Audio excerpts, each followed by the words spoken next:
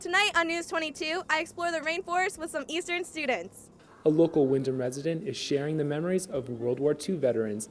I'm Stephen Fernandez. I have that story coming up. Do you know what the bottom line is? Our first selectman delivers. I'm Avian McGregor, and stay tuned for my interview with the new first selectman for the town of Wyndham, Jean Dismay.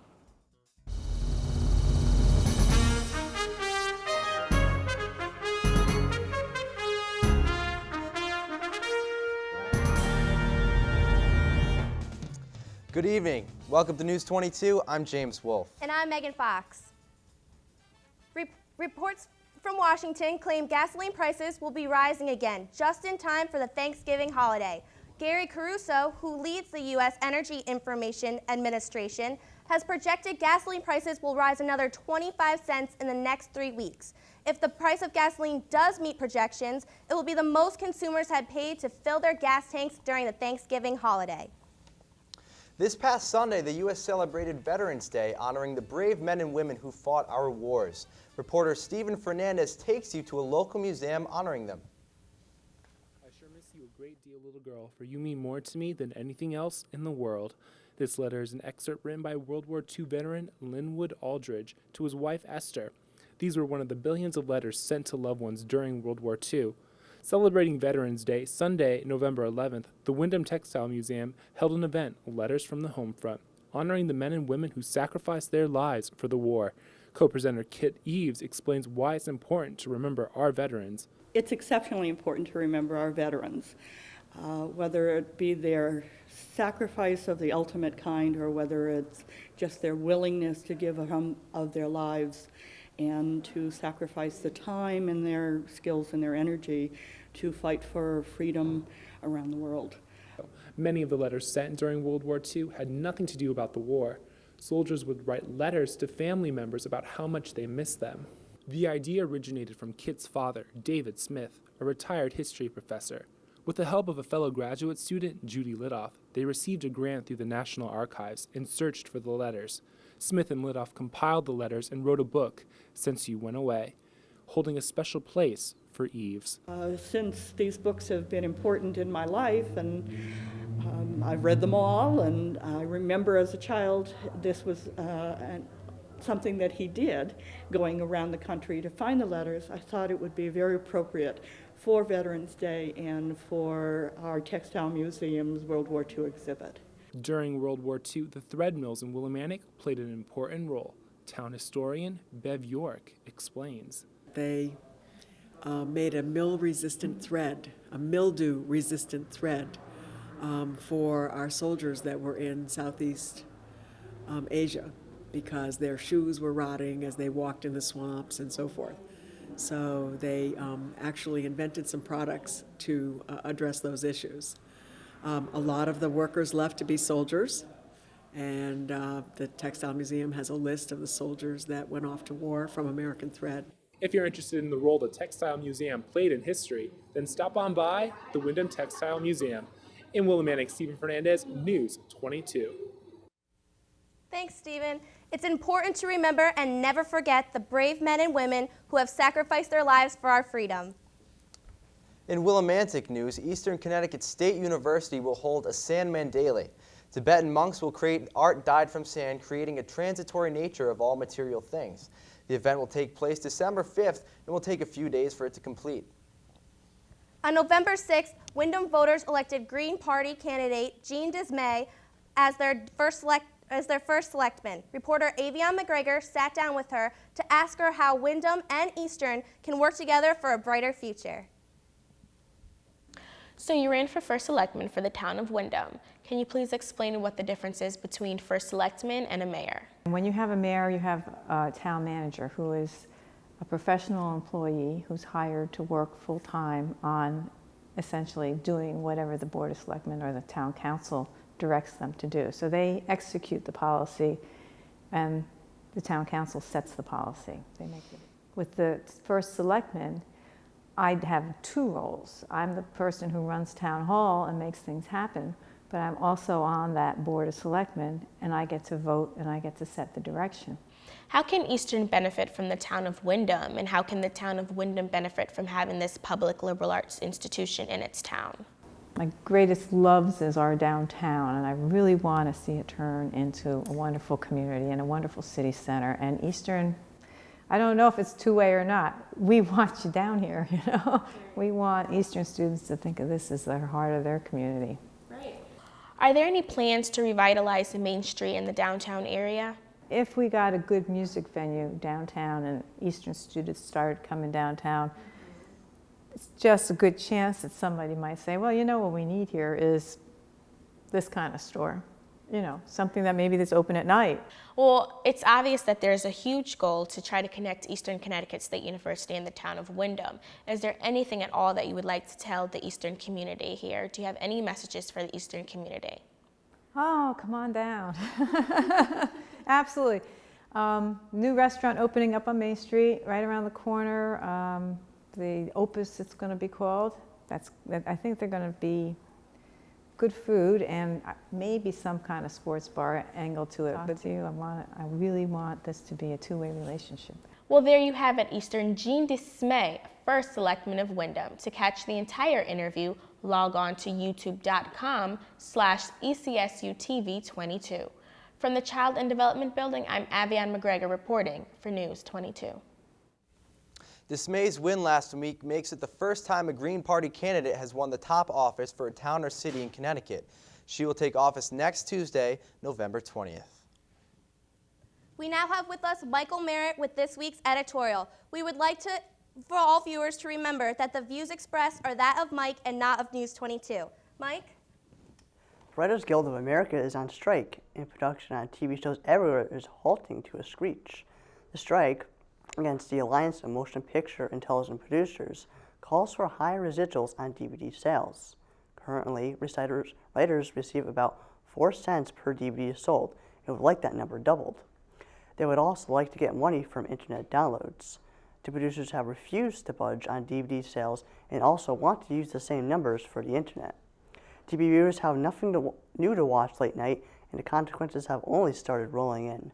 Weekly series such as Heroes may be forced to end early, while mid-season starters like 24 and Lost are thinking about postponing their seasons entirely. Personally, I think it's time for both sides to get back to the negotiating table because I can't stand the idea of more reality shows.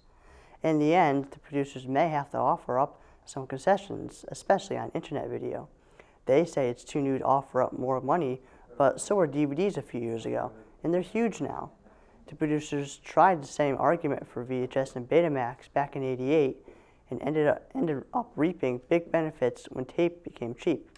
On that subject, I also think the producers' hands will be forced on DVD sales, though perhaps not as much as the writers would like.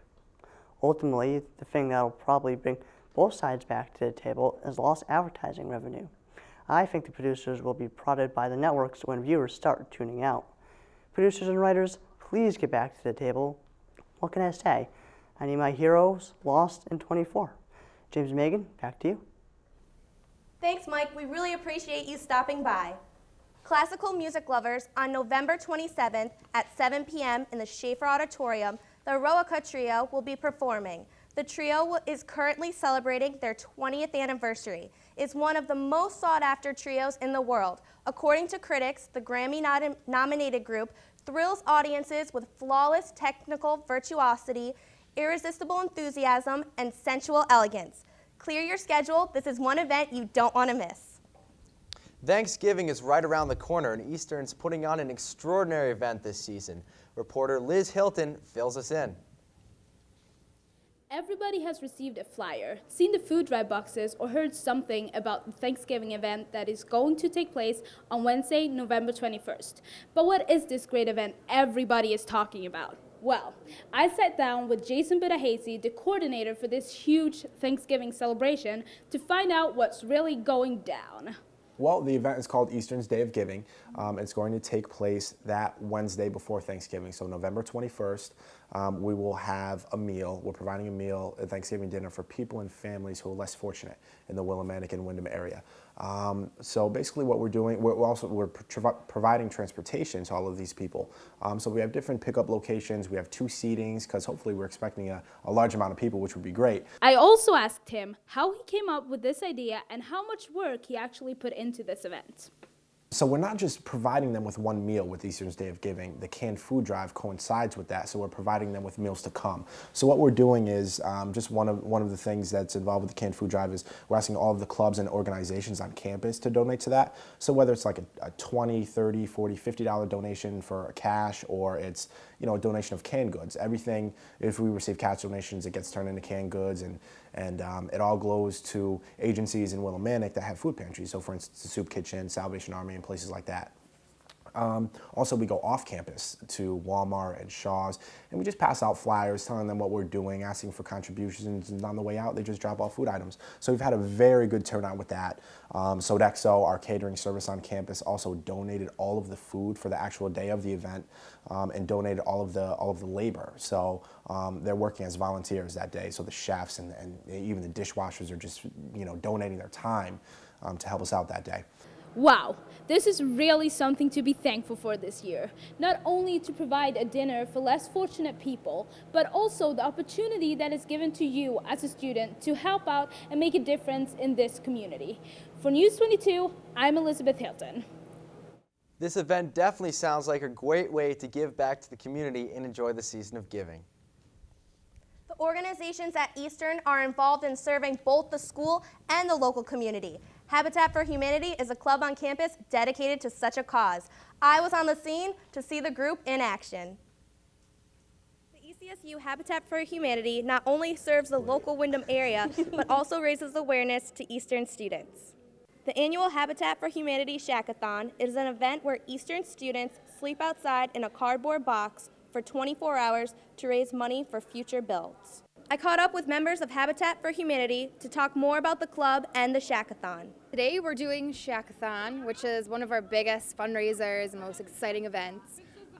We just basically sleep in boxes overnight, and we start at 12. We started at 12 today, and we'll be going till 12 tomorrow. Today for Habitat for Humanity, we are raising awareness throughout the community and throughout our college community more so. A lot of college students don't know the hardships that come with being impoverished. So today we're coming together as a student body and we're staking it out. We're laying outside, we're getting in our boxes, and today we are poor. Tonight we are poor. If you are interested in joining Habitat for Humanity, the club meets every Tuesday at 6 p.m. For News 22, I'm Megan Fox. Habitat for Humanity, if you are interested in joining Habitat for Humanity in their fight to increase awareness of substandard housing on campus and in the community, the group meets Tuesdays at 6 p.m. in the Student Center, room 115. The Males Organization will be throwing their annual anniversary banquet after party on Friday, November 16th in the Betty Tipton Room from 9 p.m. to 1 a.m. Admission is $1 for everyone. On November 23rd, there will be a career counselors in the Student Center. They will be there with a table set up for students that have any questions concerning their career paths. Be sure to stop by to get help with your future career goals. Another Cab Coffee House was held this past Tuesday in the Student Center, and I was there to cover the story.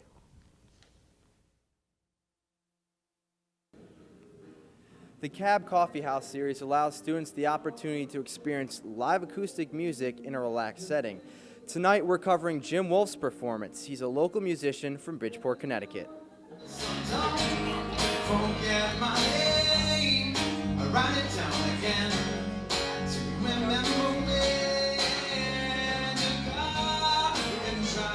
Jim Wolf is a singer-songwriter who's been playing at Eastern for some time. He's released 2 albums, The Stars Never Lie and No Sleep Whatsoever. We asked some students who saw his show tonight what they thought. What did I think about Jim Wolf? I thought he was a pretty good guitar player. Did some sick songs. I didn't know any of them really. Like when he did top 40 stuff, I don't listen to any of that. So I knew the Flaming Lips one. Flaming Lips are awesome. Well, I thought that Jim Wolf was really good, and I really liked it because he was an alumni of Eastern. So, it shows what we can produce. When I think of Jim Wolf, I think he's a very creative, very talented musician, as you can hear from inside. And there's a lot of people inside enjoying him, and we're definitely going to have him again. I thought he was good. He was entertaining. Just relaxing, sit there, got some free hot chocolate. It's a good time. There's only one more Cab Coffee House event left. Be sure to come check it out. For News 22, I'm James Wolf.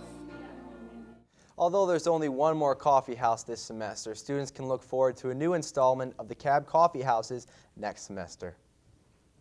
On November 19th, on the first floor of Noble Hall, 2 resident assistants and a guest officer will be lecturing students about the effects of alcohol. The use of beer goggles will help students understand what it's like to be under the influence and become more aware of the consequences that come from drinking and driving. Students of Noble Hall are encouraged to attend this informational meeting. When Devin Green goes to the library, sometimes she needs some guidance. This week, Jake Williams suggested a book to keep her occupied.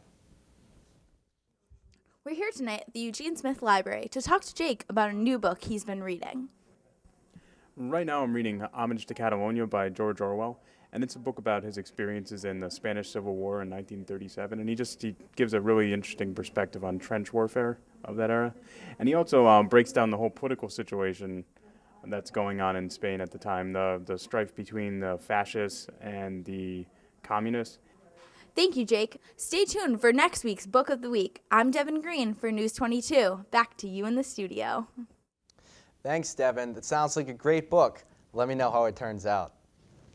Last June, Dr. Jaime Gomez led a group of students on an educational trip to Veracruz, Mexico.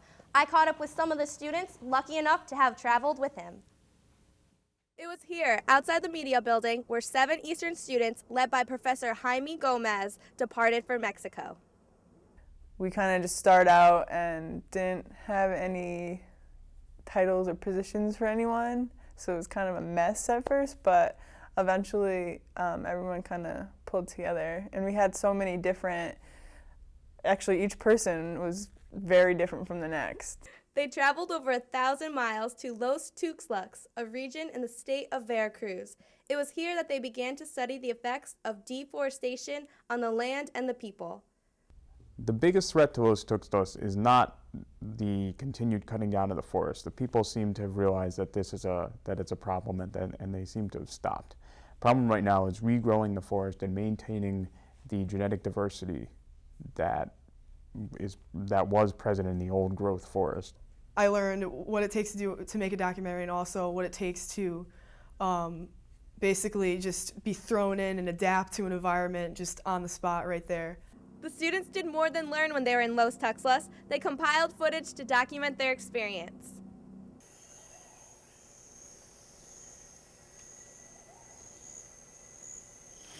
It's not even the bite that gets you, man. It's when they twist.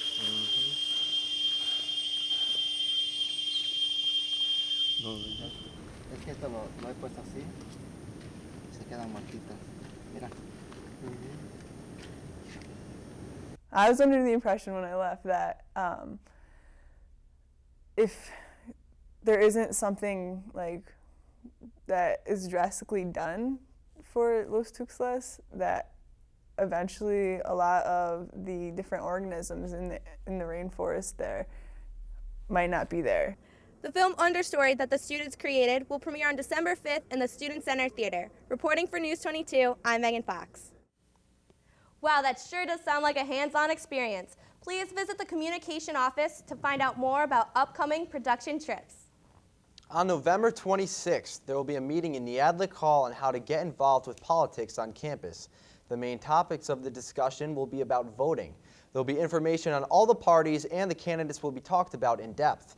One of the professors from the political science department will be joining the students to help them learn more about our political system. On Wednesday at 3 p.m. in the Schaefer Auditorium, the Carolina Folk Music Ensemble performed for some 70 enthused students. The band consists of 3 members, Igor Ikarov, Alexander Bikatrov, and Art O'Ryan. The band plays a variety of cultural folk songs that have been performed for hundreds of years. The musicians each play multiple instruments, which give each song a unique combination of sounds that captures any crowd. The band is from Russia and travel around the world sharing their special music. We here at News 22 applaud the school and the Carolina Folk Ensemble for exposing us to a fantastic music. We'll be right back with this week's sports update.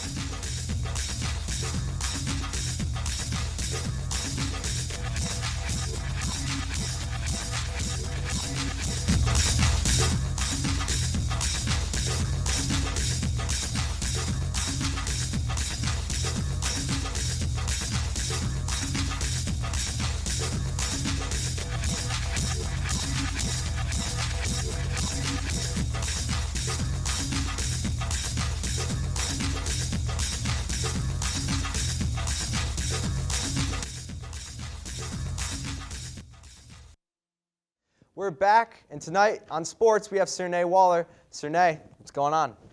Welcome everyone. This winter season has finally arrived. Athletes are training hard to make sure this season is an amazing one. We caught up with swim team member Jessica Wilson and named her this week's Athlete of the Week. Nick Delizio brings us to the pool.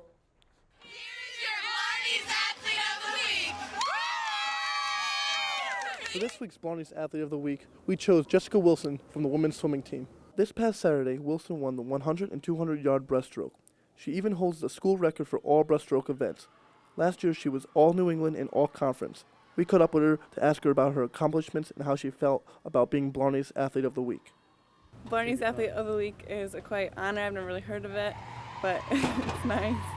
It was a surprise, actually, especially because it was in a stroke. I've never swum before, and being a freshman coming in, it was a big surprise. I actually excelled in breaststroke in college, but I never swam it until college. In high school, I was always a backstroker, and then I came here and I just did good in all my times, so I just kept improving on them, and coach keeps putting me in it. Jessica also commented on how she first began competitive swimming and what her goals were for this season and for the rest of her college career. I started swimming when I was 12. My best friend got me into it. I thought I was going to be a dancer or a basketball player, and then I just swam, and I felt I had some talent in it, and I just stuck with it, and I really liked it. My goals are always just to get better and improve my times, and hopefully go all conference and all New England again. I really like the program here. I thought I would just be able to do it, have a fun time. They only practice once a day, and it seemed like something I could handle along with everything else. And it is fun. I'm glad I did it. Made a lot of friends. Stay tuned next week for Blarney's Athlete of the Week. I'm Nick Delizio, News 22. Be sure to get out there and support the swim team at their next home meet. The men's soccer team had their historic season come to an end on Saturday. After winning their first ever Little East Conference Championship, the Warriors were knocked off by Williams in the first round of the NCAA tournament 2-0. Eastern finishes the season 11-7-3. While we're on the topic of soccer, News 22 had a chance to speak with the coach about their season.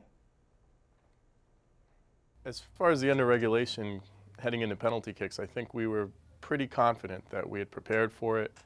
We had spent 2 or 3 weeks at the end of training practicing, preparing for it, preparing the goalkeepers, preparing the kickers, trying to put them in pressure situations. But of course, you can never create the actual pressure of the situation that is going to be the conference championship game. But I felt pretty good about it, and I knew that you know, win or lose, we had played a very hard game and we'd competed, and I don't want to say I was overconfident, but I felt like we had a better chance to win than they did. I definitely felt like we had a better goalkeeper than they did, and I felt like our kids were better prepared for it.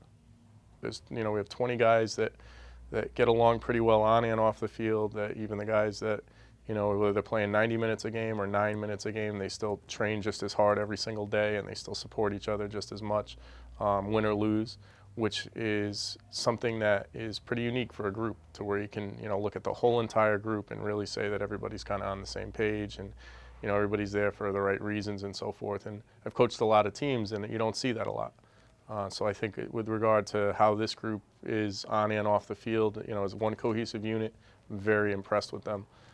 And it's a pleasure really just to be around them on a daily basis. It really makes coming to work a lot of fun. I think just the success that we've had in the last couple of years, just having winning seasons where the program didn't have winning seasons, that we're already starting to get better players, and we're starting to get more committed players, and players that are here starting to take it more serious, because they realize, even though they're good players, that there's always kids that are going to be better than them, you know. And even just the amount of emails that I've gotten in the past week from prospective high school students has increased.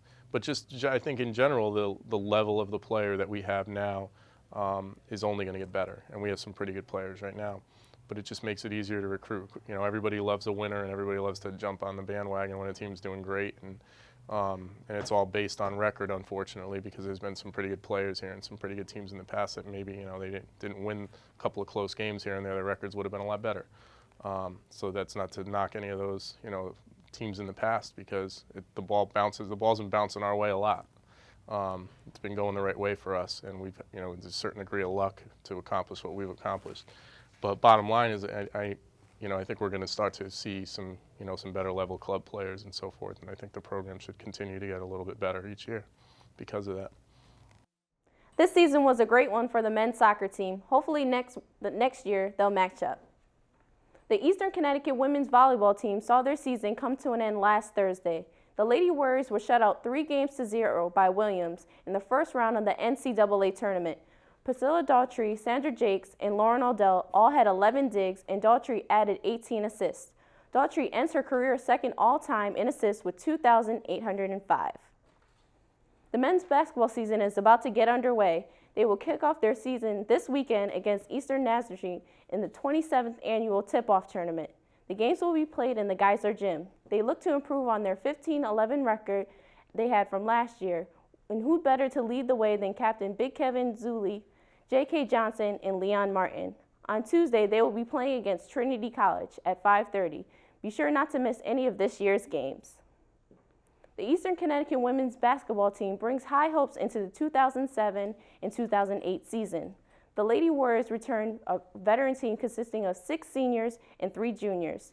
Leading the way will be returning first-team all-conference center Ashley McFedridge and guard Nikki Mori. Eastern is picked to finish second in the Little East Conference according to the coaches' preseason poll. The Lady Warriors open up their season with a tip-off tournament this Saturday at the Geisler Gymnasium. They will take on Hudson College at 5:30 p.m. Last Wednesday, in the Geisler Gymnasium was alive with excitement. Devin Green brings us more. Welcome to Primetime Madness 2007. We're here tonight to support Eastern's basketball teams and wish them luck in their upcoming season. The night was kicked off by DJ Flip and MC Milton Jackson. The hour-long event showcased performances by Eastern's cheerleading squad, dance team, repertory dance troupe, and the Umoja Step and Dance groups. Students were also called out of the crowd to participate in a relay race.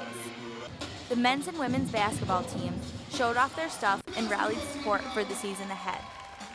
After the show, we caught up with senior Ashley Beeger, SGA secretary. It was a lot of work, but it paid off. There was a great turnout from the Eastern community. For News 22, this has been Devin Green reporting. The basketball season kicks off this Friday with men's basketball. Be sure to get out there and support our teams, Eastern. Well, that's it for sports. I'm Cernay Waller. Have a great night. Thanks, Cernay. Well, that's all the time we have for this week. Remember, folks, just go to our website at youtube.com/ECSU TV22 and check out all the stories that you may have missed this week. For News 22, I'm James Wolf. And I'm Megan Fox. It's Thursday night Eastern. Stay safe.